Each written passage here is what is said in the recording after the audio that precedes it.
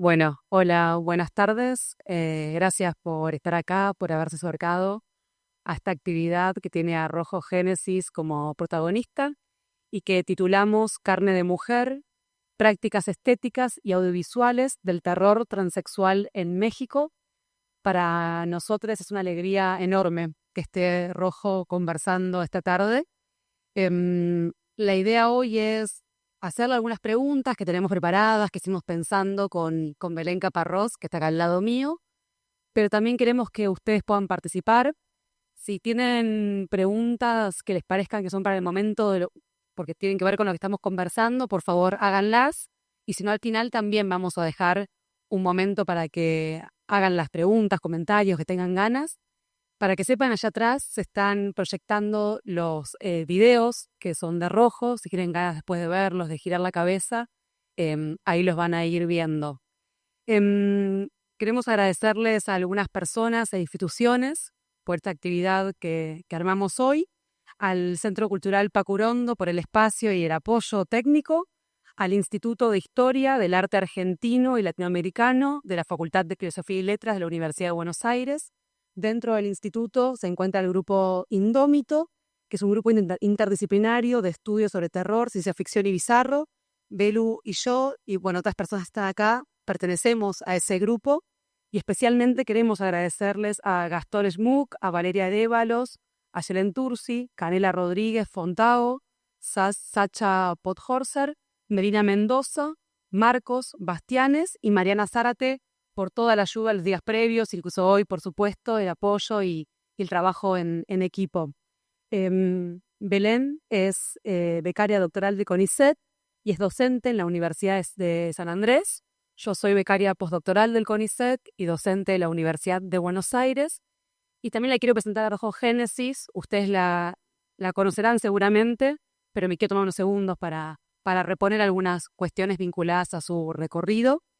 Rojo es artista visual, curadora e investigadora trans mexicana, autodenominada madrota del terror transexual. Dios, tanto.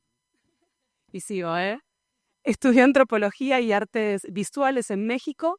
Inició en 2020 el colectivo audiovisual Casa de Hadas, el primero de su tipo sobre terror trans latinoamericano hecho por mujeres trans. Y en 2023 inicia el Museo de Arte Trans Femenino, un espacio alternativo para impulsar el apoyo a la investigación y curaduría del arte hecho por mujeres trans en el periodo de 1970 a 2024 en México. Ha publicado textos, fotolibros y cines sobre fotografía desde la óptica de la transfeminidad, historia trans y su propuesta estética del terror transexual. Ha exhibido y distribuido su trabajo en Costa Rica, Colombia, México, Estados Unidos, España y Panamá, y pronto por ahí agregamos también Argentina. Bueno, Belu, cuando quieras comenzamos. Hola, gracias Rojo, Aus. Em, bueno, muchas cosas, ¿no? En, yo en primer lugar, ¿Tenés flo? ¿Crees? ¿Verdad? Ay, sí. Antes que nada, hola, mucho gusto. No, pues nada, pues muchas gracias por la invitación. Creo que también esto no sería posible si no se hubiera generado una red de mujeres en el terror latinoamericano, que es Latinas Fantásticas. Creo que muchas de las cosas que hoy en día también a las que he podido colaborar ha sido gracias a esa red. También he estado con Sol en Panamá, con Steffi en Costa Rica y pues ahora acá, ¿no? Creo que se ha dado la oportunidad de coincidir en esos espacios y pues gracias a ellas es que se pueden hacer ese tipo de encuentros, ¿no? Y pues muchas gracias. Mm. Bueno, justo me dejaste ahí, ¿no? Porque creo que en tu trabajo hay como, se conjugan dos cuestiones, ¿no? Está, obviamente, ahora vamos a ir a eso, ¿no? Al Museo de Arte, en donde aparece esta cuestión del archivo, ¿no? En donde exhumar el archivo también, ¿no? O hacer otros archivos, ¿sí? Pero también está esta otra vertiente que justamente es un lenguaje, si no quiere, que va por el otro lado, ¿no? ¿No? ¿Por qué el terror, no? De repente sentís que eh, hay ciertas narrativas que están agotadas o ciertas formas de narrar más tradicionales, si no quiere, como el archivo mismo que mencionaba recién, o la cuestión de lo testimonial documental, si es que eso existe, ¿no? Entonces también ahí hay como, y hay una convivencia, ¿no? Entre esas dos cuestiones, por un lado, que ya viene apareciendo también, no sé, estoy pensando en textos como Capitalismo Gore de repente, o Gato cuando escribe Ciudad Juárez, que sé que también estuviste ahí, que es una ciudad gótica de repente. Entonces, eso, preguntarte un poco justamente también, ¿no? Esta cuestión de Latinas Fantásticas, ¿por qué el terror? ¿Qué pensás en torno a qué? Si además de que es una estética, también es una política, ¿no? Un lenguaje para poner en escena o narrar o contar cuerpos de otro modo, ¿no? Y que no se genere esa cuestión extractivista sobre el cuerpo trans, que también puede ocurrir, ¿no? En discursos más tradicionales para narrar su cuerpo. Sí, pero Por ahí. creo que también responde a toda una genealogía, ¿no? Que se ha venido desarrollando como una línea de pensamiento tal cual. Yo pienso que no es como casualidad que también en Argentina, por ejemplo, se ha desarrollado como esta línea de pensamiento ficcional, ¿no? De lo trans. Pienso mucho en Camila Sosa, que ha sido pues una figura pues muy popular, ¿no? Para las trans y creo que en general, ¿no? Para la gente, y pues ese llamado que ella hace a insistir en la ficción y mejor abandonar lo documental, ¿no? Que constantemente siempre que hay algo sobre lo trans, pues la gente espera que sea documental, ¿no? O sea, si ustedes googlean trans, va a aparecer puros documentales y la imagen de la trans maquillándose con tacones, así como así viven las mujeres trans en la Argentina. O sea, es como una estética muy de National Geographic, ¿no? Y entonces como que pienso que también es una forma de posicionarse dentro de como toda esa narrativa que se han generado tanto en los activismos como en la representación, ¿no? Como de insistir siempre en estar inmersas en lo documental. Creo que viene de ahí, ¿no? También esa propuesta de situarnos desde el terror. Quizá podría ser desde otra propuesta, ¿no? Quizá, pero en ese caso a mí me interesó el terror, ¿no? Como un lugar de objetivo para estar ahí. Y en vinculación con esto que estabas vistiendo, te quería preguntar cómo fue tu acercamiento al mundo audiovisual. ¿Tuviste una formación formal o tal vez no formal? ¿Cómo fueron tus primeros pasos? No, eh, no. Respuesta a ti no. No, pues tiene que ver. Yo inicialmente estudié antropología, sin embargo, pues no ejerzo, o sea, no soy antropóloga. Eh, Me desenvolví mucho en la parte que era la antropología visual. Sin embargo, como que igual regresando a ese lugar, pensaba que la antropología y el documental eran insuficientes en sí como para hablar de la experiencia trans tal cual, ¿no? Eh, y pues lo desarrollé más como desde lo autodidacta. No voy a decir que realmente fue todo 100% como fuera como de lo académico, fuera de las formaciones, porque también creo que estuve inmersa pues en eso y es más como desde ahí, ¿no? Que pude empezar como a elaborar ciertas metodologías también como de acercamiento desde el audiovisual, ¿no? Con mujeres trans, ¿no? Bueno, ahí, en ese sentido, eh, de vuelta, ¿no? Como si a mí me quedaba. No, también como esa cuestión de hibridez, sale de tu formación entonces y que también se conjuga en un punto en tus otros, bueno, en Casa de Hada sola te quería por ahí para que cuentes un poco, ¿no? Que me parece que en Casa de Hada justamente está y se conjuga la investigación, esa cuestión de la genealogía que mencionabas del terror, que sí que también hacen talleres y piensan en torno a esta propuesta de terror transexual, que también sería bueno por ahí, o que pensemos, que me parece súper interesante. Pero bueno, de vuelta, en Casadas está esta cuestión de la investigación, la producción, ¿sí? Y la militancia en un punto, ¿no? Y también, bueno, y hacer archivo nuevo también. Entonces, eh, también pensar en torno a este lugar tan central que creo que ocupan el lugar de enunciación o quién produce, ¿no? Sobre qué objeto, y si querías contar un poco más de ese proyecto.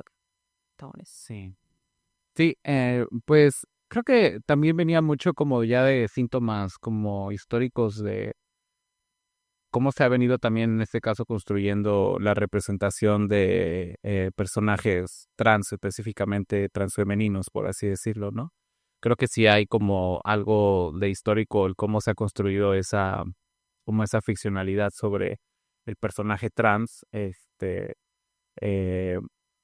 regularmente es como de amenaza, ¿no? De amenaza y también como hasta como de lo que dice esta investigadora Jules Serrano, ¿no? Que dice que hay como dos formas de pensar el personaje femenino trans, que ya sea que sea la trans patética o la trans impostora, ¿no? Como que, entonces pienso que sí responde mucho como a cómo pensar, ¿no? Pero también creo que en América Latina responde a otras coyunturas históricas que han sucedido, ¿no? Que, por ejemplo, si pensamos en personajes como que es el más clásico y el más básico, el de Vestida para Matar, pues responde toda una genealogía de lo que significaba ser trans en los 80s en Estados Unidos, ¿no? Que viene mucho de esta idea de que, oh, es que los travestis, van a matar a las mujeres cis porque odian, no haberse hecho la vaginoplastia, por ejemplo, ¿no?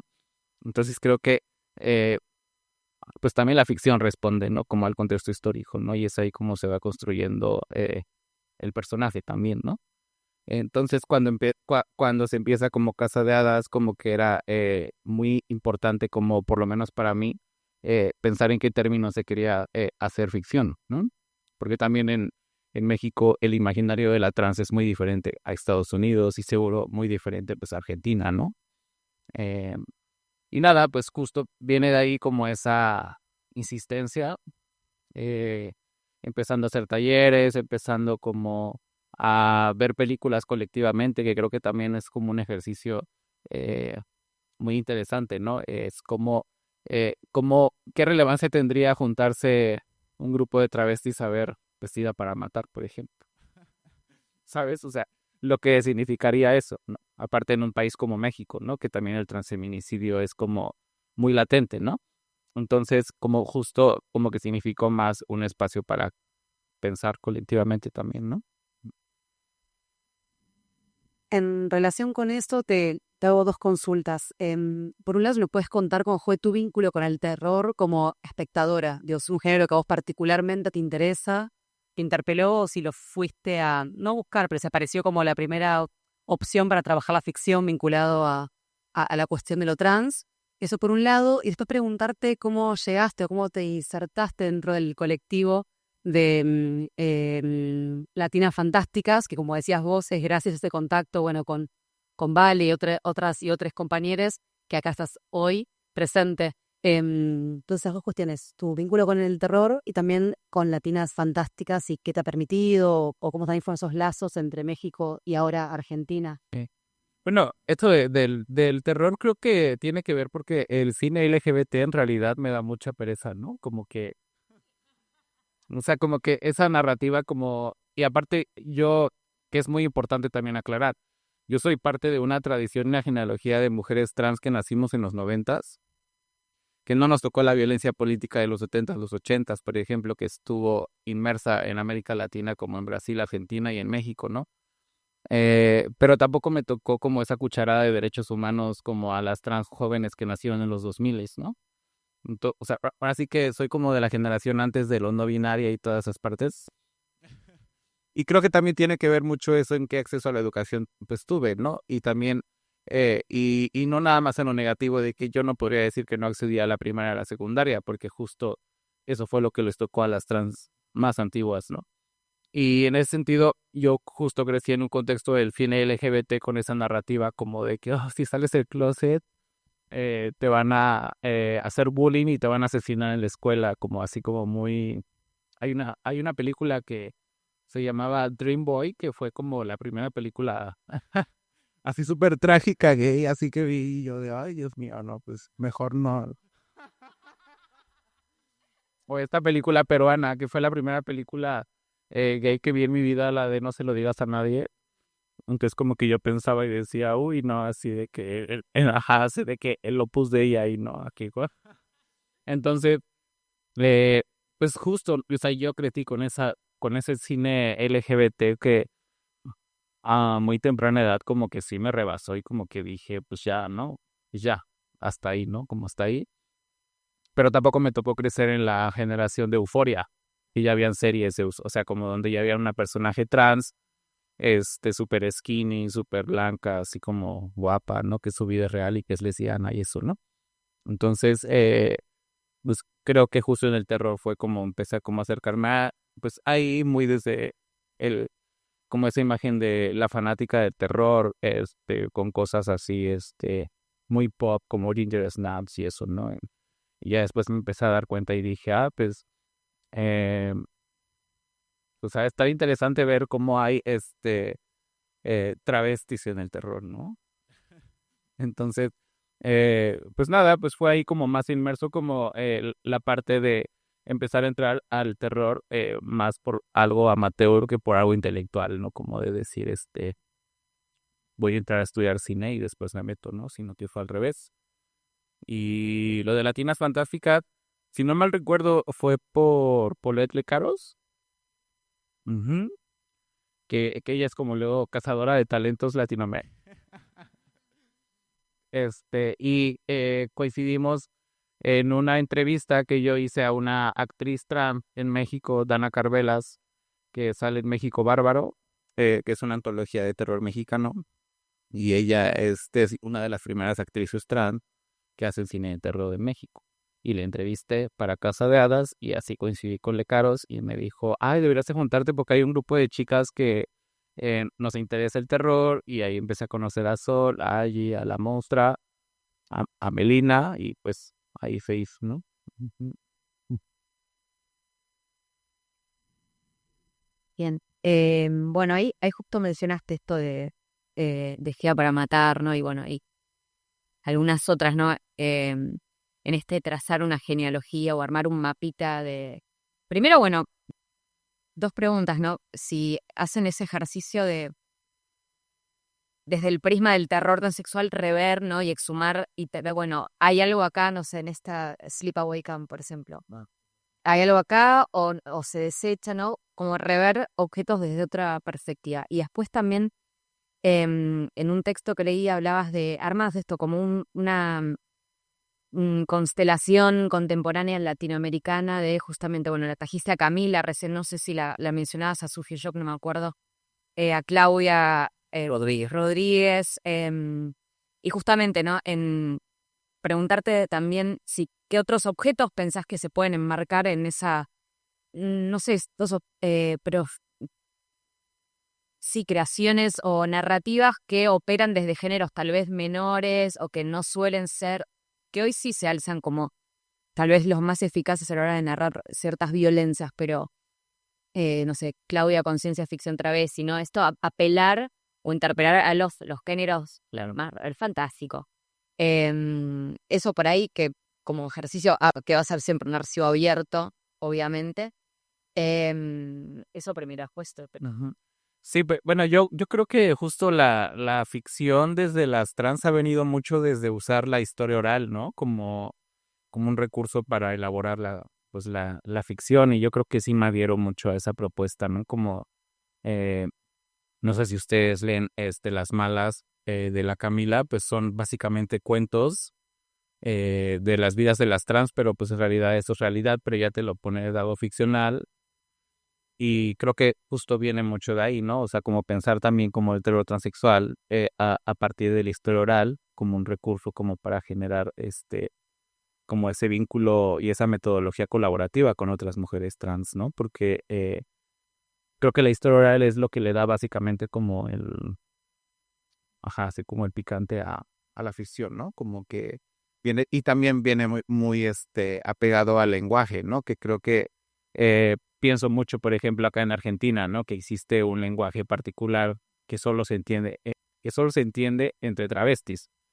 Lo mismo se ha hecho en Brasil, ¿no? Con el Bachubá, que también es un lenguaje que crearon las trans para socializar entre ellas, y en México existe algo que igual se llama bufe, que de ahí viene lo de carne de mujer. No sé si han escuchado a Vanessa Labios 4K, que para todo dice de mujer, ¿no? Y es un lenguaje muy del trabajo sexual, muy de la calle. eh, y mucha de la historia oral, por ejemplo, que retoman algunas chicas, como Camila Sosa, como Claudia, viene del trabajo sexual también, ¿no? Entonces, creo que también es como que una línea metodológica que se está desarrollando tal cual, ¿no? Bien. Ya. No, me iba por otro lado, pero no importa. No, esto de la oralidad, ¿no? Porque también ahí hay un procedimiento, ¿no? La historia oral, ¿no? Cuando se plasma en texto o en imagen, ¿no? pasa por un proceso de intervención ahí también. En ese sentido hay también una desarticulación del lenguaje y ahí el terror, bueno, obviamente entra porque es como el lado B, ¿no? Y está esta idea también, creo que de Claudia, que habla del errorismo, ¿no? ¿No? Del lenguaje como error o dar vuelta al lenguaje, sí. Y ahí, y eso me arrastra a la próxima pregunta que también con Aus, respecto de ¿no? de las decisiones técnicas de los videos, ¿no? Esa cuestión de la crudeza de lo casero, ¿no? Y de la urgencia también de lo casero o de lo casero, ¿no? Y bueno, preguntarle un poco más de... ¿Vos le querías? Sí, por ahí consultarte, claro, las condiciones de producción y las condiciones materiales para esos trabajos que estamos viendo, desde con quiénes los haces, con qué tipo de cámara y qué espacio. Sí, pues bueno, sí empezó como muy fancy, es como algo muy básico realmente. Justo le decía a unas amigas como, porque me decían como, ay, pero ¿por qué amateur, no? Y les decía, bueno, pues es que, eh, por ejemplo, en México por lo menos existe un término que es hacer como prácticas caseras de inyectarse silicona, ¿no? Entre las chicas trans. Caseras porque se hacen en casa. Entonces como que siento que en la cultura transmexicana lo casero es muy así, muy propio, ¿no? Y yo decía, bueno, pues voy a nombrar prácticas caseras amateur, lo que estoy haciendo con el cine, porque es lo que estoy haciendo con lo que tengo, con lo que hay, ¿no? Seguramente ya habían otras personas que habían hablado de eso, pero yo lo pensaba muy específicamente, así como hay prácticas corporales muy caseras, intervención, también hay formas, prácticas audiovisuales caseras de hacer video sobre todo, ¿no? Que pienso que el video también es como un recurso que se ha desarrollado en el arte contemporáneo tanto en México y Latinoamérica desde las trans, pues desde inicios del 2000, ¿no? Creo que tiene un uso muy interesante, ¿no? En ese sentido, filman con celulares y con grupos de amigues y en sus casas. Sí, pues creo que también es una estética muy del porno amateur, ¿no? Como de pensar como que, por ejemplo, también es algo muy interesante que muchas de las categorías en el audiovisual que han operado históricamente para las trans vienen mucho del porno. O sea, lo de Shemale, TS, o sea, vienen mucho como, justo me decía una amiga, pues la primera vez que muchas hemos visto a una mujer trans desnuda ha sido a través del porno, ¿no? Entonces como que también es apropiarse como esa estética de videos amateurs pornográficos que hay como en internet, ¿no? Como pensar hacia una prehistoria del internet ahí, ¿no? Sí. Bueno, y aparte siempre dicen, siempre no, hay un texto de zonas que siempre... no, pero está el terror y el porno como los dos géneros que explotan, ¿no? Y literalmente a veces el cuerpo, ¿no? Hay vísceras. Y ahí vamos a las vísceras, que queremos preguntar. Esto de... Hay como justo está en Sopa de Flaca, ¿no? Esta cuestión de casi erótica de lo grotesco ¿no? También en la comida y bueno, y después en el de Querubín, que también... ¿Querubín de sangre? Sí, no, porque sí, que el de Querubín de sangre, ya esto a modo de también qué es, cómo lo hicieron y en referencia a estas prácticas caseras también de la comida, ¿no? Eso que estamos viendo, te entiendo que también es un plato como tradicional mexicano, ¿no? Sí, es como ahí, puede ser un mole. Sopa de pene. Sopa de pene, sopa de mole. Sí, por eso. Bueno, no, que eso, también con Aus había señalado eso de la comida. Quería que eso lo habías apuntado vos. Aparece como una constante, ¿no? La comida, también la comida acercándose a las vísceras, digo, pues son fideos, pero que parecieran ser alguna parte del cuerpo teñida de sangre, ¿no? Y después también está aquello que se come, que digo, en criponas es, digo, donde se come dentro de la... Que sí, está carnoso, realidad. Criponas de varios videos en carnoso, que se come algo que también parece ser, ¿no? Algo del orden de lo corporal, bueno, de la carne, ¿no? Entonces, por ahí pensar o cómo apareció y que fue deliberadamente o que fue surgiendo esa conexión entre la carne, lo visceral y lo comestible. Sí. Bueno, el uso de la comida realmente era como algo más un recurso estético que me gustaba, que tampoco es como que, o sea, sí creo que se ha desarrollado tú una propuesta sobre lo del fat horror pero eso ya vino después, o sea, yo después ya como que le entré a eso, lo empecé a leer, pero, o sea, como que más bien antes era más un recurso estético que pues se me hace como muy propio, muy único, como decir, no sé, pienso que la comida también tiene que ver algo mucho con mi obra, ¿no? Con mi trabajo en general, ¿no? Y eso, era más que nada por eso, más que algo, una propuesta ahí como política o así, pero también como que me interesa como la parte del fat horror, como ha problematizado, como esa parte. Ujú. Y también queríamos consultarte por eso, si ves algún vínculo, no sé cómo se llamarán en México, ¿no? Pero con los movimientos de diversidad corporal, los movimientos gordos, digo, si hay algo ahí que vos articulás con esos sectores o si vos misma militás o cómo también eso aparece porque se repite y vos recién, bueno, lo traías directamente cuando hablabas del fat forward. Ay, mira qué bueno que lo dices porque justo eso de la comida y de agregar como a personas gordas, trans sobre todo, fue como una forma de salirme del activismo gordo mexicano, que también me parecía como otra vez volví a entrar a esa narrativa como de eh, pareciera que todo bastaba con que la gente te aceptara y ya, ¿no? Pero pues yo decía, pues, ajá, como que es como de que, o sea, sí, si ya cuando ya te follan, te cogen, te quieren, cuando estás gorda ya se acaba todo. Entonces como que me parecía como ya súper obsoleto y pues como que también decía, pues bueno, ir más por allá que por el lado de body positive, como el empoderamiento, ajá, cosas así, ¿no? Que también, por lo menos yo no soy, no son lugares donde desde me anuncio. Ujú. Hago una pregunta más, ahora después si ustedes quieren, por favor, levanten la mano y demás, ¿eh? No, quiero traer, bueno, saben ya seguramente esto, Rojo también produce mucho pensamiento en el sentido de que escribe, tiene ensayos, textos escritos sumamente interesantes, cercanos también a lo académicos, lo cual es tema interesante cuando un artista tiene ese carácter, por lo menos digo, bifronte, ¿no? De hacer arte, pero también reflexionar sobre eso que hace y sobre el temas en general. Y vos en uno de tus textos traías la definición de terror transexual como el miedo y sentido moral que se le deposita al cuerpo trans en diferentes momentos de la historia occidental, que me parecía bien interesante y además me hizo pensar en esto, que también se ve en tus producciones audiovisuales, de esto de que el terror parece circular por lo menos en dos sentidos, ¿no? Digo, es el terror que el cuerpo trans parece generarle a la sociedad, pero también es el terror que se le inflige a esos cuerpos, ¿no? Pienso en Terror Trans, justamente este corto o ese video en el cual aparece toda la intervención médica y el sometimiento, ¿no? De esos cuerpos, o sea, quizás esta doble dirección de lo terrorífico, ¿no? Del pavor que genera, pero también el pavor que se le que intringe a los cuerpos trans. No sé si has pensado en el sentido o si puedes por ahí comentar un poco más sobre esto de terror transexual que Sí, sí. es un término acuñado por vos. Sí, bueno, eso del terror transexual sí está muy situado a cuando yo viví en Ciudad Juárez, ¿no? Porque en cuanto llegué a vivir a Ciudad Juárez, pues, pues sí me tocó chambear, trabajar, pues, en calle, ¿no? Un trabajo sexual de calle. Y me contaban mucho de una personaje muy particular que le decían la Barbie.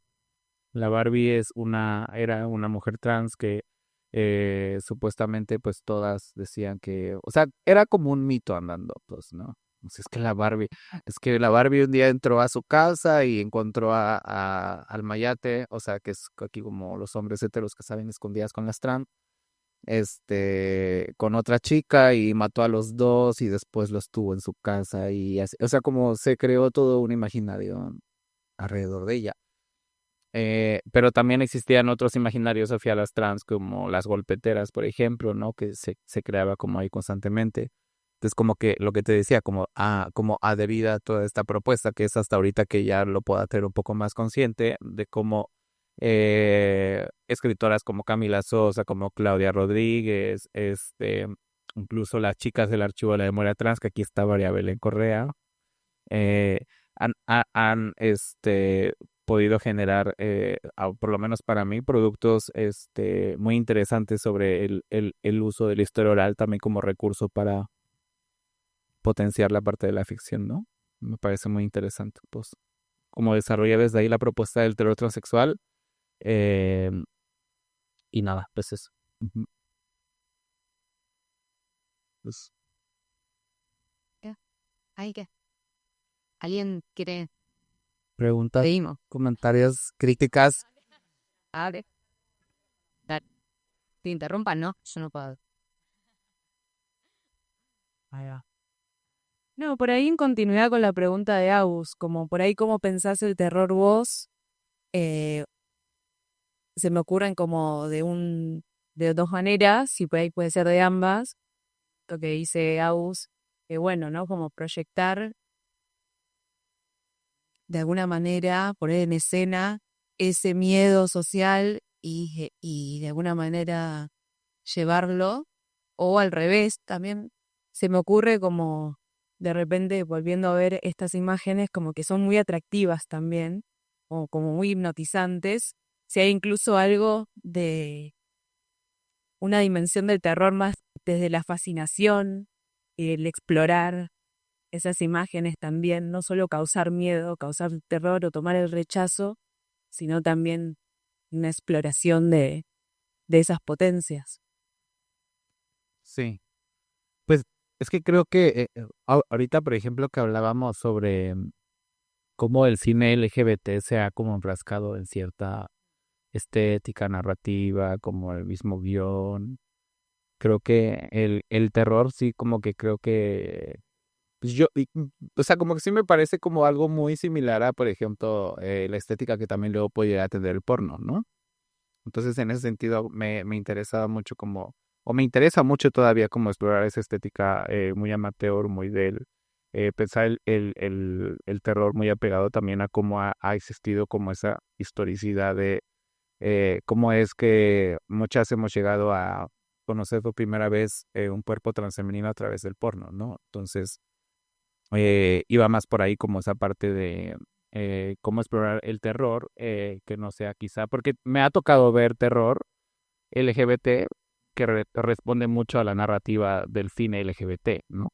Entonces, como que también me parecía como interesante como justo pues como quizá un poco desmovilizarse de esa estética que hay como pues donde se crea como un personaje ficticio que otra vez sigue siendo la mujer trans la víctima o que otra vez, que todo tiene que ver también con términos de aprobación de representatividad como muy positiva, ¿no? En ese sentido. Ujú.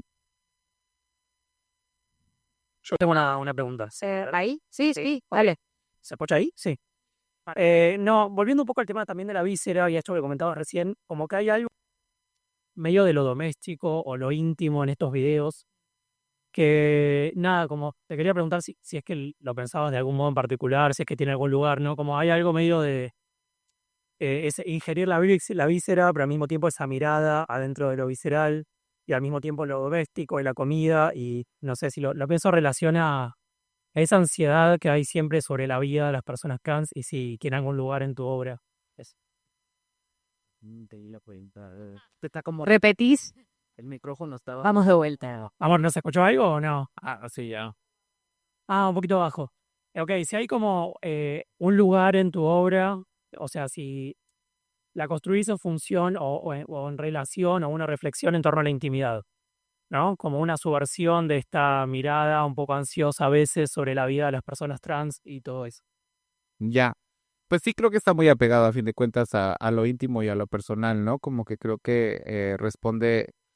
Antes de empezar a hacer video, yo hacía ilustración, ¿no? Y había hecho una serie de ilustraciones donde se hacían como tipo escenas muy particulares, respondiendo a esta narrativa de eh, que se muestran en los periódicos de que exponen a las travestis o a las trans en los periódicos asesinadas, ¿no? Entonces como que justo la ilustración que hacía eran como escenarios donde la trans era la delincuente, la criminal y estaba más bien levantando los utensilios y cosas así.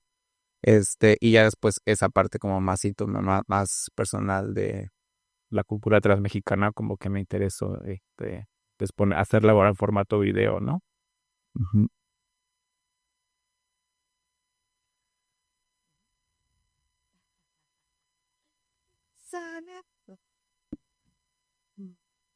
Eva, hola. Hola, ahí está.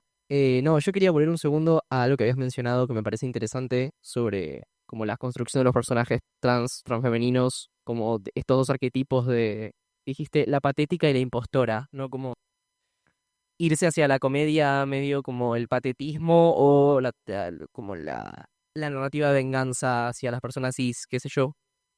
Y siento que en tu trabajo hay algo que se corre de eso y que va para un lado como del placer o del regocijo, también vinculado a la comida, como de algo placentero, ¿no? Y de disfrute a cierto punto. Y quería preguntarte como en relación a eso y a lo que mencionabas como de la estética mater del porno y etc., que reflexionabas al respecto. Sí. Bueno, eso que mencionas de la trans patética y la trans impostora, creo que me parece muy vigente como eso que dijo esta investigadora Julia Serrano, porque pues sí pasa, ¿no? Regularmente, o si no tienes, por ejemplo, a la trans impostora en una película, sobre todo como creo que se ha explorado mucho en la actualidad, ¿no? Como también como esta figura de la trans que tiene el passing y que está como mintiendo a todo el mundo. Este, y nada, o sea, pienso que es como vigente hoy en día también como pensar, quizá no todo el cine de terror hoy en día tiene que ver como con esas dos imágenes de la representación del personaje femenino, quizá también responde a más bien experiencias personales, como cosas tan básicas como comer. O sea, ¿qué significa hoy en día comer también, no? Que pasa mucho, por lo menos cuando eres una persona no flaca, todo el mundo está viendo qué te metes en la boca, ¿no? Y también cuando eres todo, no. Em, un pequeño, eso en términos de lo personal y el comer también me parece que justamente igual hay, hay algo entre esas actividades de lo casero, ¿no? Que son compartidas y los mitos que también, o los relatos orales que son compartidos. Entonces, algo muy personal deviene algo impersonal, me parece, ¿no? Y creo que era Hormonas y Polímeros, Hormonas y que... ¿no? Eso te quería preguntar un poco porque ahí está, hay algo de archivo, puede ser, más allá del discurso médico que es es la endoscopía, ¿no? ¿No? Que creo que hay se tuerce otra vez esta cuestión de, bueno, el cuerpo trans como objeto o como fetiche versus el producir ese discurso como artistas, que también eso en el Museo Trans está muy, muy presente, ¿no? Ponerse en lugar de agencia, de producir y no ser producidas. Ujú. Em, no, bueno, te quería ahí preguntar si les estabas en términos de forma y materiales que usas en ese video. Cómo emergió, si efectivamente es archivo o no, Sí. en los dos, porque son dos discursos muy distintos, ¿no? Ujú. El- Sí, bueno, justo el video de Hormonas y Polímeros surgió a través de una colaboración que hice con una artista trans en México que se llama Naila Urrutia. Entonces el video acompañaba un performance y tenía que ver con una selección como de videos como de las noticias que se llamaba Así se matan las travestis, ¿no? Que venía explicando, te explicaban como básicamente todo el proceso de intervención, pero tenía como un discurso como muy particular, como hasta burlándose de ellas, ¿no? Entonces, el recorrido intestinal que se hace a través del video también es como una alegoría como ir introduciendo como ese mundo de la cultura transmexicana, pero a la par también usando el recurso del recorrido intestinal sobre el tratamiento como hormonal, por ejemplo, que luego te jode todo. Pero iba más por ahí, pues, ¿no? O sea, sí responde a una recopilación de archivos audiovisuales, sobre todo los medios de comunicación, de cómo se hace el tratamiento a las intervenciones corporales, ¿no? Entre chicos. Hay algo también, por lo menos para mí, atractivo de los videos que tiene que ver con cierta, tal vez, incorrección política o cómo vos venís diciendo, ¿no? Cómo te corres de ciertos relatos más hegemónicos en torno a los lugares que deberían ocupar las personas de las disidencias sexogenéticas. Lo digo pensando en que se ha hablado cómo históricamente se ha analizado, cómo históricamente personajes negativos han sido acercados, no puestos en personajes de las disidencias, ¿no? Digo, desde, no sé, desde el Rey León, ¿cómo se llama el nombre del...? Simba. Scar. Scar, no sé, la Sirenita con Úrsula, digo, toda esta cuestión, ¿no? Del queer coding. Y en tu caso, esto que también vos me planteabas antes, ¿no? No son los personajes, las personas, en realidad, los personajes que aparecen trans, no son víctimas, no son personajes angelados, no son positivos, sino que ocupan lugares por lo menos incómodos, ¿no? Porque no sabes si están comiendo a sí mismos, están comiendo restos de otra persona, alguien que han matado. Entonces eso me parece interesante de tu narrativa, ¿no?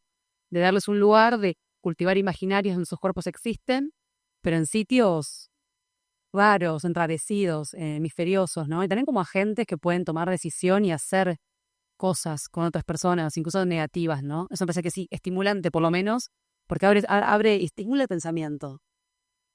Sí. Bueno, realmente es muy nuevo el cortometraje que apenas salió, el de Jerubín de Sangre, es apenas como el que involucra como a más personas, pero sí, o sea, efectivamente son personajes más solitarios, ¿no? Pensando en que luego se representa siempre el personaje transfemenino como en la colectividad, como haciendo amenaza tal cual, sino que son personajes más como solitarios. Eh, También como respondiendo a esa tradición que se había ya como hecho en la cima de Terror, ¿no? Solitarios, y porque justamente en Querubín pareciera ser, esto lo debatíamos antes con Belu, ¿no? Pareciera ser, aunque no queda, no hay certeza al respecto, que es tal vez la persona que está cocinando esa sopa o esa comida la que tuvo algo que ver con las muertes de los hombres que se narran en la radio, ¿no? Sí. Eso, digamos, antes solitarios o también llevar acción, tal vez asesinos incluso, ¿no?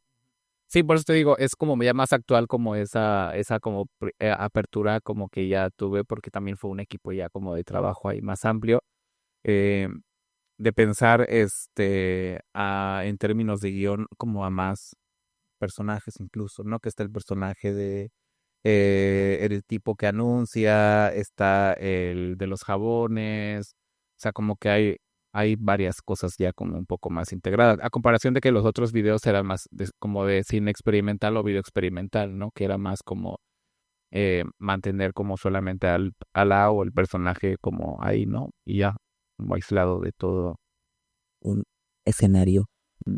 Como que también hablamos, o sea, es como el más narrativo, ¿no? Los otros son como viñetas tal vez o mismo cuadros vivos y acá en Grovin sí hay como una, ¿no? En ese sentido, ¿estás pensando en esos términos para seguir laburando, como pensar algo más narrativo o nos vamos para...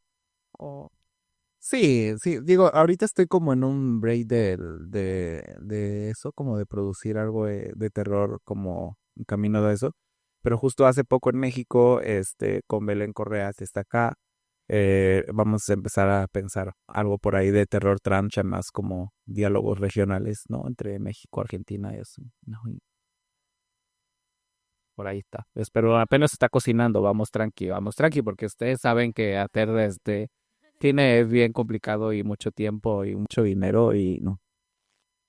Ujú. No, que, bueno, ya que mencionaste estos cruces o estas conversaciones, porque también el trabajo que haces es muy situado, o sea, es muy mexicano, mencionaste un montón de cosas, pero también, no, pero también es extensivo, o sea, es global o transnacional, ¿no? Porque, Dios, y en ese sentido, ¿no? El laburo en el Museo de Arte Transmediano, que estaría, creo que por ahí si querés reponer unas cosas de eso, y también cómo entras en diálogos con otros archivos Claro. de otras regiones. Sí.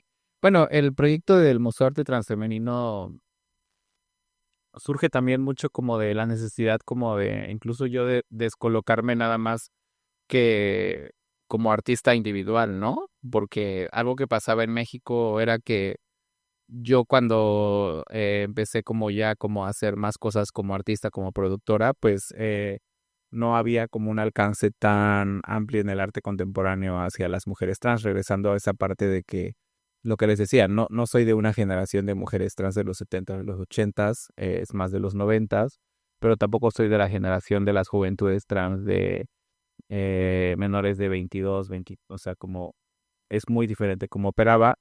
Entonces me parecía como súper raro, por lo menos en el mundo del arte en México, que en ese contexto yo estaba produciendo, yo estaba haciendo cosas, pero cuando iba como a eventos de arte contemporáneo no había ninguna trans, ¿no? Pero había mucha gente hablando de las trans, ¿no? Entonces, pues nada, pues de ahí viene el proyecto del Museo de Arte Transfemenino, que es donde he estado trabajando un poco más últimamente. Es un espacio físico que está en la Ciudad de México. La colonia Doctores es una colonia igual muy particular para las trans en la ciudad. Y se han hecho algunas exposiciones individuales, colectivas, y es ahí como donde empiezan como esas redes colaborativas, como por ejemplo con el Archivo de la Memoria Trans Argentina, también otros archivos que están incluso dentro de México, ¿no? Como el Archivo de la Memoria Trans México. Entonces como que empezar a pensar esas como redes, pues sí, como comunitarias y colectivas, como de empezar como también a socializar la parte de la memoria, ¿no? Ujú. Además de reunir obras de artistas trans dentro del museo, también están pensando en trabajar con archivos. Digo, también lo pienso, o te lo pregunto, porque sé que estás en relación con el Archivo de la Memoria Trans, que estoy trabajando hoy incluso. em, ¿Cómo estás pensando o de qué manera pensás que te puede nutrir también la experiencia del Archivo de la Memoria Trans de acá de Argentina para lo que vos estás haciendo allá en México? Bueno, en el Museo de Arte Transfemenino sí tenemos archivo, más bien nos hace falta herramientas para ya consolidar como un archivo tal cual. Eh, y nada, pues creo que pues ese diálogo, pues qué bueno, o sea, qué bueno que se esté dando en el sentido de que también, ahora sí que así como las chicas, pues que sí fueron pioneras en la parte de generar un archivo, trans en toda Latinoamérica, el primero, pues también el reto viene después en cómo capacitar a otras chicas para que, una pueda también hacer de una manera como ética y adecuada un archivo, ¿no? Pero bueno, entonces creo que es como la otra parte de que nos toca a nosotras las mexicanas ahora, pues aprender de las de acá, pues para poder consolidar un archivo más sólido, ¿no? Pues, ¿no? Ujú. ¿Hay preguntas, comentarios? Buenísimo, Hasayo, sí. Hola, yo quería preguntarte sobre tus procesos creativos, como qué andas haciendo cuando grabas un video, como bueno, qué pensás para elegir, como bueno, que sea dentro de una pileta o agua roja o sangre, como eso, cuáles son tus metodologías, tus cómo, como finalmente vemos el video, pero qué andas haciendo mientras para llegar al video. Gracias. Sí. De hecho, ahorita el de Sopa de Flaca no tiene audio, pero cuando está ahí sale el audio de muy, muy mexicano, el de se compran colchones viejos que vendan. Ajá, así como es muy mexicano eso. Este, y nada, pues creo que justo, por ejemplo, muchas de las cosas que también he venido haciendo fueron ya después en un producto que se llamó Encarnar el Cuerpo, que era sobre narrativas sexuales hetero trans en México. Trabajé con 5 chicas trans de Ciudad de México que era como recrear ciertas ficciones en espacios muy particulares donde se han documentado más transfeminicidios, ¿no? No tanto como para reivindicar el tema o estetizar el transfeminicidio, que creo que es muy diferente también eso, ¿no? O sea, jugar con la ficción, utilizar la ficción es muy diferente a, por ejemplo, estetizar el transfeminicidio, ¿no? Que creo que es lo que la mayoría de las veces se ha hecho también. Em, y más bien era como, bueno, es como de, bueno, si todo mundo, y no nada más el transfeminicidio, también, por ejemplo, creo que esos espacios eran ciertos lugares donde también sea como eh, la gente piensa que son como lugares donde se encuentra toda la experiencia trans, ¿no? Lo que son las estéticas, los baños públicos, la calle, eh, son los espacios donde recurre el cine documental, ¿no? Y demás, ¿no? Entonces, como que a mí, por lo menos, así como la parte metodológica, me parecía y me parece como muy necesario, pues más bien utilizar esos espacios como espacios de producción y creativos para nosotras, ¿no? Como chicas trans, ¿no? Ujú. Y pues, ¿qué pienso? Pues digo, pues a ver qué sale, ¿no? A ver, así como plan tranqui, así, eso. Creo que Belén quería probar. Belén, ya tengo. Hola, bueno, Mana, bienvenida a Argentina. A ver, primero, una de las reflexiones que estabas haciendo, por ejemplo, desde el video que se decías es muy mexicano, ¿no? O desde la diferencia entre los distintos archivos. Hay una realidad que nosotras no encontramos esa diferencia de los países o lo limítrofe que hace la sociedad.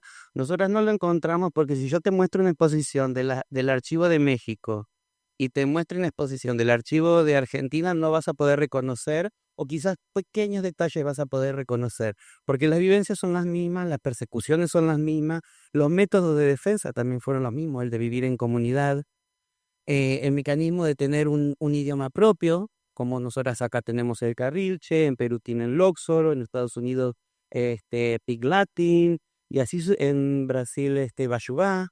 Un método de ese lenguaje, ese argot en realidad, para poder defendernos.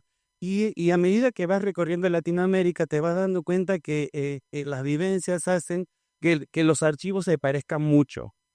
Por eso es que después de que salió el archivo nuestro, se han creado casi, y no pierdo mal la cuenta, alrededor de 26 archivos trans en todo lo que es Latinoamérica, muy parecidos a como nosotras comenzamos, con recolectando fotografías dentro de un espacio de Facebook, en un grupo privado secreto a modo de logia.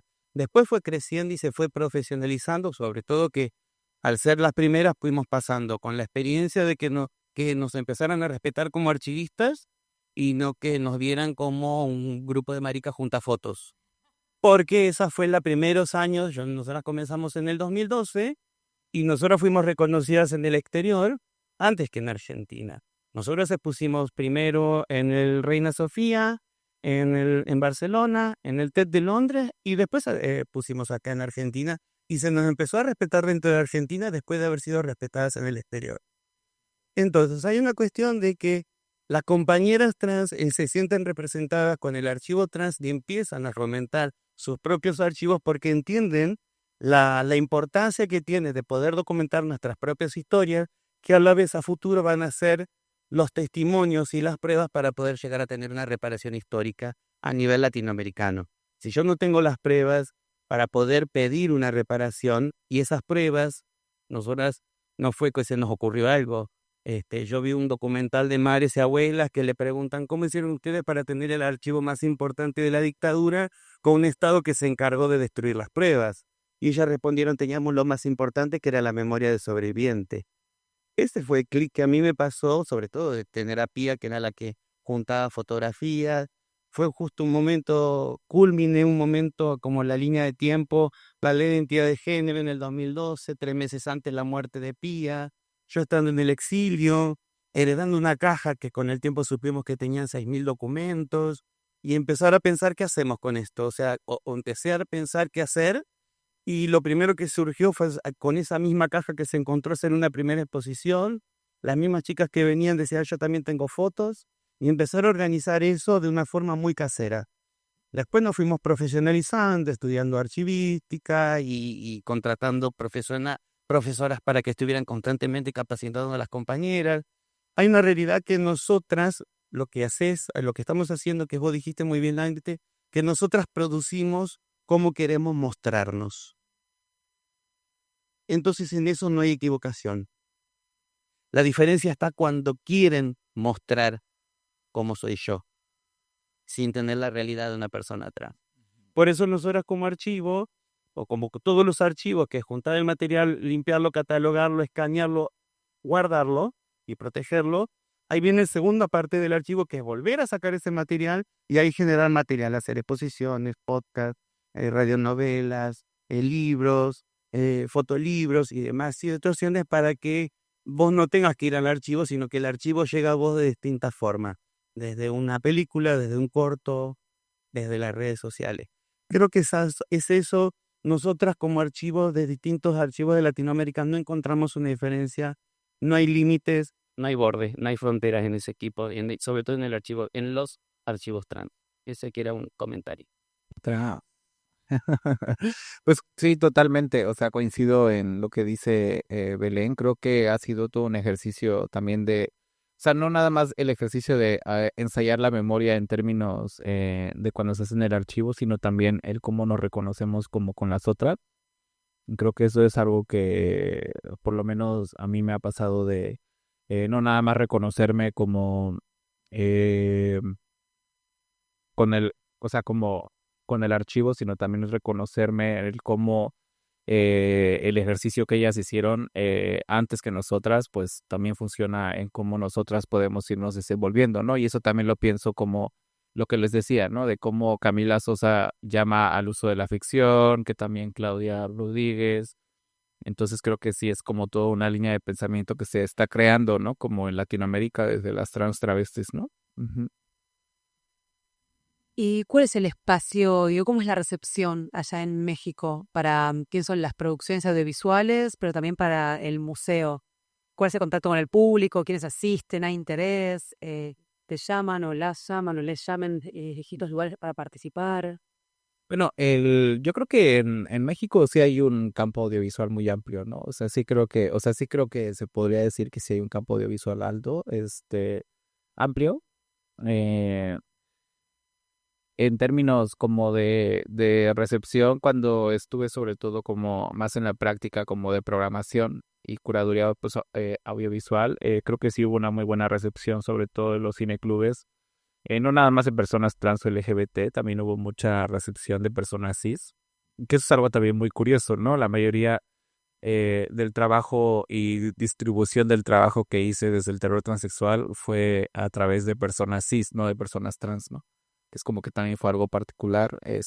Ya después como que socializar la parte de llevar la ficción como más a otros lugares fue lo que me acercó a otras personas trans, ¿no?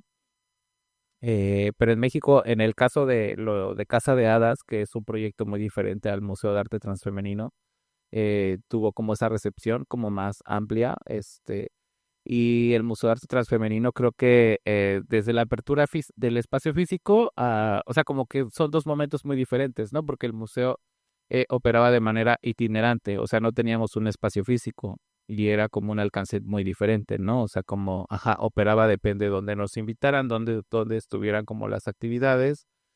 eh, y ya después cuando llega la apertura del museo, significa también otros retos, ¿no? Lo que es mantener un espacio físico en una ciudad como la de México, que está ahorita una crisis de acceso a la vivienda y la gentrificación a más no poder, ¿no? Entonces, pues también ha sido como un reto sostener el espacio y a la par hacer como un programa público que sustente el acceso a mujeres trans en el arte y la cultura, ¿no? Entonces, como que también ha sido ahí como ese reto. Ujú. Sí, además, para hay también en un museo itinerante y un museo físico, ¿no? Sijo también tiene como, ya son dos cuestiones completamente diferentes en términos de... Pues pagar el agua y la luz y todo lo de la renta. No, pero en términos de qué es un museo, ¿no? Que obviamente no es lo mismo. En ese sentido, creo que tener un sitio, una casa para poner todo eso, ¿no? Y cuidarlo, ya no es, bueno, es caída del museo como, eh, como cementerio del arte, sino al revés, ¿no? En ese caso cobra otra relevancia, ¿no? El museo como físico. Como espacio de encuentro, ¿no? Sí, Ujú. ¿no? Esto que también que mencionaba Belén, de la comunidad. Si bien creo que justamente el museo, de todas maneras, aunque tenga un espacio físico, también es virtual porque hay toda esta red de archivos y de objetos que ceden a, bueno, México o ¿no? Que se hace en conjunto y es virtual. Entonces ahí no hay esto de vuelta, una cosa mestiza que atraviesa todo, ¿no? En términos de forma y también de qué objetos están ahí en el museo, que eso te quería preguntar, que Sí, bueno, sí creo que provienen. está como muy interesante esto, ¿no? De el pensar el espacio físico Y como les decía, en medio de una crisis de vivienda y gentrificación en México, creo que es algo muy... No sé si esté pasando aquí lo de la gentrificación en Buenos Aires, pero creo que es una realidad de toda Latinoamérica, ¿no? O sea, sobre todo creo que es algo que se vino después del COVID, ¿no? Como que los gringos arrasaron con todo, ¿no? Este, y ha sido como muy, muy particular incluso desde el momento en el que llegamos a ese espacio físico, porque antes del Museo de Arte Transfemenino ahí era una marisquería lésbica. Entonces, pues evidentemente nadie nos quería rentar a dos trans para hacer un museo, porque pues decían, estas van a ser un putero, ¿no? ¿Qué digo? Se puede ser un museo y un putero también. Este, pero la gente, o sea, como que en su cabeza no cabe, es como, ajá, sí, sí, sí. Entonces, justo coincide que cuando estábamos buscando un espacio físico, esta chica iba a dejar la marisquería y nos dice, pues yo voy a dejar la marisquería. Y la verdad es que los dueños son muy flexibles para rentar, ¿no? Me dijo, yo como lesbiana nunca he tenido problemas, hay que ver si pega el proyecto y todo salió bien, y bueno, después de ahí vino el reto, porque es como acondicionar una marisquería, una cocina a un espacio expositivo. Fueron kilos de grasa, así en la pared, ¿no? Así. Ahí, ¿no? O sea, fueron 2 meses de adaptación física del espacio. Es un local, realmente es un espacio en forma de L. No es muy grande, pero creo que también es muy adecuado como para el proyecto. Y sí como que también fue como resignificar qué es lo que queremos exhibir, ¿no? Y como lo que decía Belém, que ayer también lo hablábamos en la Universidad 3 de Febrero, lo que decíamos como a nosotros nos interesa y nos interesaba también que el espacio fuera más bien un espacio de exhibición de lo que nosotras queríamos exhibir de nosotras, más de que hiciéramos una curaduría pensando en lo que la gente quiere ver de las trans, ¿no? Y pongo un ejemplo, en México ahorita está sucediendo una retrospectiva en la que soy curadora de los últimos 50 años de arte y cultura trans en México, ¿no? Y tenemos un montón de cosas, así un montón, son 150 piezas las que integran la exposición de archivo, objetos, plástica, pintura, escultura, fotografía, performance, instalación, video. Y el museo solo le interesa tomarle fotos a los vestidos. Entonces es justo, o sea, tenemos tanto archivo, tanta plástica, tanto video, para que solamente en las difusiones de nosotras saquen los vestidos. Y solamente son 3 vestidos versus 147 piezas, ¿no? Entonces, eh, los 3 meses de difusión se dedicaron a eso. Esto pienso que también tiene que ver con desde dónde la mirada curatorial está observando las exposiciones, los objetos, los materiales, ¿no? Que creo que también importa mucho qué hace una con el material tal cual, ¿no? O sea, una puede encontrar unos zapatos de una trans y capaz te los ponen en una alfombra con lentejuela, porque la gente piensa eso, ¿no? Entonces, creo que sí tiene que ver mucho y ha sido un ejercicio como curatorial muy interesante. Justo sobre eso vamos a hablar un poco más el sábado en Feria Migra, sobre las prácticas curatoriales en México como chicas trans. Y eso, ¿no? Como también el repensar, el priorizar qué queremos mostrar, ¿no? Si queremos mostrar a la trans en el espejo o si preferimos entonces mejor mostrar otras cosas o también no mostrar nada y que mejor sea un espacio de encuentro, ¿no? Ujú. ¿Alguien quiere hacer alguna otra pregunta? Sí, Meli. Tienen un espacio, tienen un espacio, me imagino, no sé si será de manera autofestiva, me imagino capaz que sí. ¿Qué crees que es fundamental para eso? Estén en ese espacio que puede ser de alguna manera, puede enseñarnos manera a nosotros, pues suponemos otro tipo de espacio. Sí, bueno, el museo sí empezó de manera autogestiva, es decir, gestionándolo pues primero una loca, o sea, yo. Ya después se sumó Sofía Moreno, que es la otra parte del Museo de Arte Transfemenino, y que después se fue como haciendo un poco, no tanto profesionalización, sino más bien fue como una parte empezar a conformar más una estructura, a proponer convocatorias, o sea, meternos a convocatorias, hacer recaudaciones de fondos, por ejemplo, el año pasado se hizo una recaudación de fondos a través de una colaboración con Body Hack, que es una red de personas trans muy fuertes en Nueva York que hacen fiestas y todo lo que los gringos consumen de alcohol y todo se va destinado para proyectos trans en Latinoamérica, lo cual me parece también una alternativa muy interesante como de sostener los proyectos, ¿no? Y pues creo que ha operado desde ahí también como generar redes como de apoyo entre proyectos. En el caso de nosotras, utilizamos y nos apropiamos mucho también de la vida nocturna, ¿no? Por ejemplo, en México, la vida nocturna sí deja mucho dinero, ¿no? O sea, sí, cuando llegué a Buenos Aires, yo luego fui así como que quería buscar bares muy similares a México, pero no he encontrado todavía.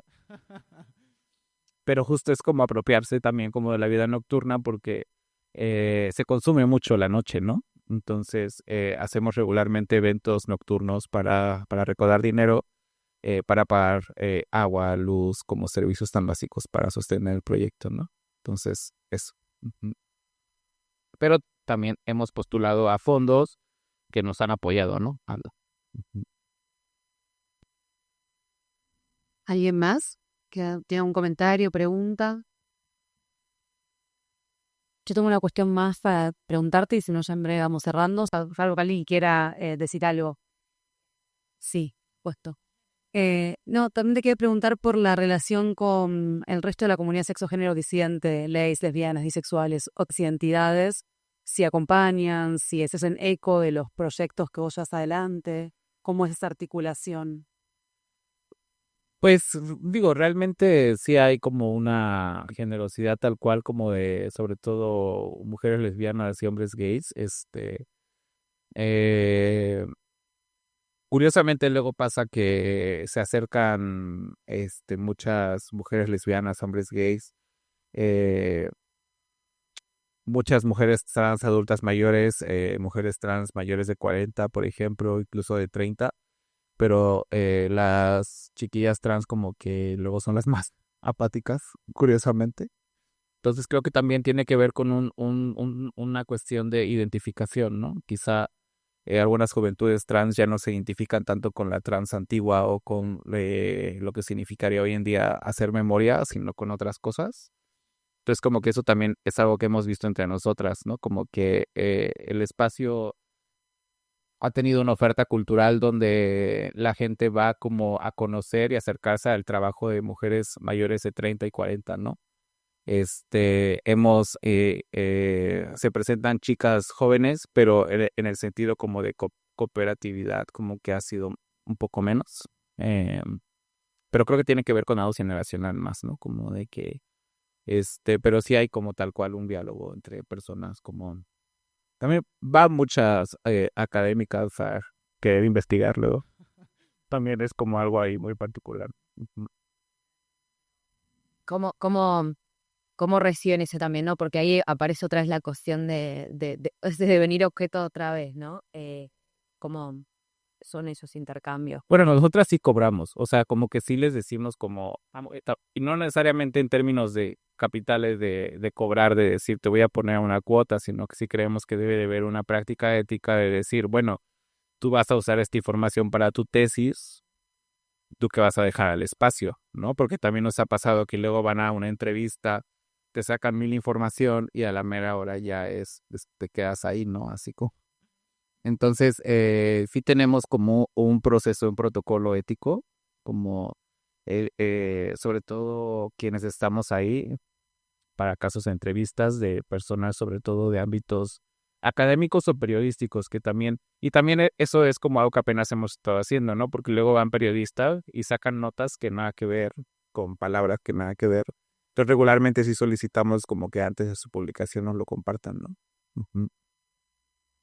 Me faltó una parte de la pregunta que también tiene que ver con las transmasculinidades. Aparecen en algunos videos actores, pero también te quería consultar por eso. ¿Se acercan varones trans? ¿Son parte de alguno de estos colectivos o proyectos? ¿Son contemplados? ¿Hacen esa relación? Sí, sí, pues La razón por la que el Museo de Arte Transfemenino se llama Transfemenino es porque responde a una cuestión histórica en el sentido de que en México se han desarrollado demasiados, hay muchos artistas que han hecho carrera a través de las mujeres trans, ¿no? O sea, me refiero a artistas que básicamente tienen carreras fotográficas documentando a mujeres trans, ¿no? Recientemente se hizo una instalación en Londres, en el Trafalgar Square, con Teresa Margolles, que hizo un monumento contra los transfeminicidios en México. Todas eran trabajadoras sexuales y mujeres trans de calle. Entonces, como que creemos que si hay o sea, como hay algo muy específico como de esa explotación hacia el recurso de la transfeminidad en el arte contemporáneo, eh, aparte de que creemos que las condiciones materiales de muchas mujeres trans en México al momento de acceder al arte y a la cultura son también muy particulares. Y también como que queríamos romper con esta tradición de que cuando se usara la palabra trans, solamente se pensara como en las mujeres trans y no hubieran chicos trans, ¿no? Que es luego pasa pues eso, ¿no? Y decíamos, pues nosotras ahorita no tenemos las herramientas para decir vamos a representar a los hombres trans en la memoria y el archivo. Creo que ellos están haciendo proyectos ya muy sólidos. Entonces por ahora estamos como con mujeres trans, pero eso no quiere decir que no vayan chicos trans. De hecho, tenemos varios colaboradores hombres trans que están con nosotras. Y en noviembre se inaugura la primera exposición curada por un hombre trans sobre diásporas afrocaribeñas trans en México, ¿no? Ujú. ¿Alguien tiene alguna pregunta, comentario? Crítica, duda, ya. No, igual agradecer a Valeria, que fue quien me hizo la invitación directamente escrita. Muchas gracias también por... Bueno, te agradecemos también a vos, Rojo, muy especialmente por haber venido acá, por haber participado, por haber dado este tiempo para conversar y pensar. Allá del fondo hay una mesa con algunas cosas para comer, para tomar, así que si quieren que sigamos conversando de manera informal, un ratito más podemos hacerlo antes de tener que dejar el lugar a las 8, un poquito antes de las 8. Muchas gracias de parte de Belu y mía y de todo el equipo de Indómito. Muchas gracias. Claro, no, pues gracias. Nos vemos en Migra el sábado.